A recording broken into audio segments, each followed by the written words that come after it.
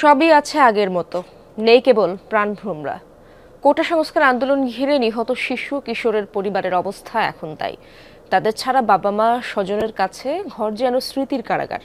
আকাশ পরিণত হয়েছে বর্ণহীন হাহাকারে, যেখানে নেই কোনো পাখির কলতান, স্বপ্নের হাতছানি। গগন বিদারী কান্নায় সবার জিজ্ঞাসা, কেন, কি অপরাধ ছিল, কেন তছনছ হলো সাজানো ফুলবাগান? সহকর্মী আকলাকুস সাফার প্রতিবেদনে বিস্তারিত। সিলন ফ্যামিলি ব্লেন্ডের কড়ালিকার আর সতেজ স্বাদের পারফেক্ট ব্লেন্ডে স্বপ্নেরা মিলুক টানা। তো ঠিক মাঝে না মেবি এই জায়গাটা ছিল আর কি, এই জায়গাটা বুলেটটা ঠিক এই দিক দিয়ে আসে, এসে বাবুর ঠিক একেবারে ডাইন চোখের এদিকে লেগে এই পিছন সাইডটায় মানে এসে হয়ে ঠিকে যায়, বুলেটটা বের হয় না। তো আমার হাতের উপরেই গুলি খেয়ে কোনো মানে আওয়াজ করতে পারে নাই, ডাইরেক্ট এভাবে হাতের উপর পড়ে গেছে আমার হাতের উপরে। গ্রামের বাড়িতে আহাতকে চিরঘুমে রেখে ওই ঘরে ফিরেছেন বাবা আবুল হাসনাত শান্ত। প্রতিটি কোনায় কোনায় ছেলের স্মৃতি, আর ওই কথাটা, বাবা তোমার বুকেই থাকবো আমি। প্রাণটা ওর ঝরে গেছে বাবা মায়ের কোলেই। সেদিন সকালেও আমার বুকের ভিতরে এসে আমাকে বলতেছে যে আব্বু তোমার বুকের ভিতরে আমার অনেক ভালো লাগে, আমার অনেক ভালো লাগে তোমার বুকের ভিতরে, তুমি আমাকে থেকে যেও না, তুমি আমার কাছে থাকো, তুমি আমাকে অফিসে নিয়ে যাবার সাথে করে। এভাবে আমার কাছে খুব আবেগ ঘনপ্রবণ এভাবে বলতেছে। আসলে তো জানি না যে এটাই হয়তো শেষ বলা, বুকে বাবার বুকে শেষ স্মৃতিটুকু এভাবে ছিল। নারায়ণগঞ্জের ছোট্ট শিশু রিয়া গোপের বয়স হয়েছিল সবে 6। খেলছিল বাড়ির ছাদে। গোলাগুলি শুরু হলে তাকে কোলে নেন বাবা। হঠাৎ একটি বুলেট মৃত্যুদূত হয়ে এসে লাগে রিয়ার মাথায়। আমার পুত্র শেষ, লাগে তুই আছে মারা বয়স। বাবার সাথে খামারে কাজ করত 13 বছরের মোবারক। দুধ বিক্রি করত বাসায় বাসায়। বড় আগ্রহ ছিল খেলাধুলায়। 19 জুলাই মিছিল দেখতে গিয়ে নিভে গেছে তার জীবন প্রদীপ।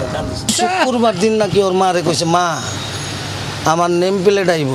ও ছেলেটা খেলাধুলা করতো, নেম প্লেট আইব, নেম প্লেট তো বোঝে না ওর মায়। নেম প্লেট আইলো, আমার ছেলের ডেথ সার্টিফিকেট আর মেডিকেলের সার্টিফিকেট আর আজিমপুর গুরুস্থানের সার্টিফিকেট স্যার।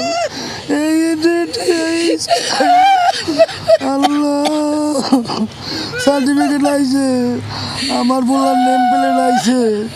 টিয়ার শেলের ধোঁয়া ঘরে আসছিল, তা ঠেকাতে জানালা বন্ধ করতে যায় 11 বছরের সামির। তখনই একটি গুলি এসে বিদ্ধ করে তাকে। ঘরেই মৃত্যুর কোলে ঢলে পড়ে 5ম শ্রেণী পড়ুয়া শিশুটি। 20 জুলাই বিকেল টিয়ার শেলের গ্যাসে রাজধানীর চিটাগাং রোড এলাকা ধোঁয়াচ্ছন্ন। খোঁজ পাওয়া যাচ্ছিল না 10 বছরের হোসাইনের। রাতে ঢাকা মেডিকেলে লাশের স্তূপের নিচে পাওয়া যায় তার মরদেহ। 18 জুলাই নরসিংদীতে গুলিবিদ্ধ হয়ে প্রাণ যায় 14 বছরের তাহমিদের। 9ম শ্রেণীতে পড়ত সে। 16 বছরের নাইমা উত্তরার বাসার বারান্দায় উদ্বিগ্ন মায়ের সাথে দাঁড়িয়ে দেখছিল কি হচ্ছে বাইরে। কিছু বুঝে ওঠার আগেই গুলি এসে লাগে তার গায়ে। সাথে সাথেই মৃত্যুর কোলে ঢলে পড়ে 10ম শ্রেণীর ছাত্রী নাইমা। যাত্রাবাড়ি এলাকায় রাস্তায় পড়ে থাকা আহত একজনকে হাসপাতালে নিয়ে যাচ্ছিল 16 বছরের ইফাত। হুট করে গুলি লাগে বুকের বাঁ পাশে। চলে যায় ইফাতের প্রাণটাও। 20 জুলাই বিকেলে এমনিভাবে সাভার এলাকায় প্রাণ যায় 14 বছর বয়সী সাদ মাহমুদের। কৌতূহলবশত সড়কে নেমেছিল সে। একটু ফুটবল খেলতে পছন্দ করতো। তখন আমি ওরে বলছি যে ভাই তুই কোথাও যাইস না, আমি আইসা তোরে বোট কেনার টাকা দিব, তুই কোথাও যাবি না। আমি ফিরে আইসা আমি আমার ভাইটাকে আর পাই নাই ভাই। আমার ভাইকে আমি পাইলাম লাস্ট আপনার গ্রিন লাইফ হাসপাতালের আইসিইউর বেডে ভাই। আমি আর আমার ভাইটাকে ফিরে পাই নাই ভাই। সহিংসতায় গুলিবিদ্ধ আর প্রাণ যাওয়াদের বেশিরভাগই শিশু কিশোর আর তরুণ। এক অসীম শূন্যতায় পরিবারগুলো।